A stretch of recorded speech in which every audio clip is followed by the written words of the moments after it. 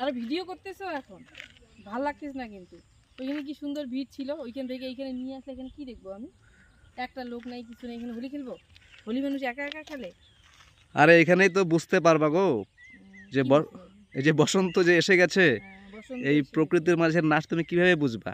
এই যে পাখির গান শোনো, পাখির গান শুনবো আজকে আমি। আজকে মানুষকে আমি হোলি লাগাবো, তার তোমাকে কত লাগাবো? তারপর দেখো এই যে চা চা গাছে নতুন পাতা গজিয়েছে।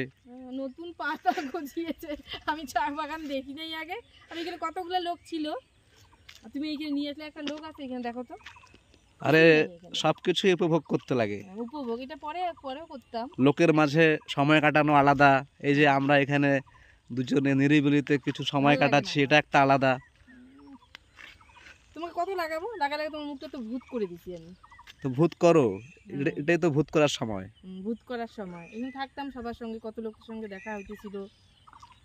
ভাল লাগে না জানো, সব উল্টা উল্টি কাজ করো তুমি। চলো আবার যাব। আবার যাবো এখন, এখন সবাই চলে গেছে ওখান থেকে। সারা দিন খেলা হবে আজকে। হ্যাঁ সারাদিন। তারপরে এগুলো ধুবে কে? এই তোমার ড্রেস, আমার ড্রেস কে ধুবে?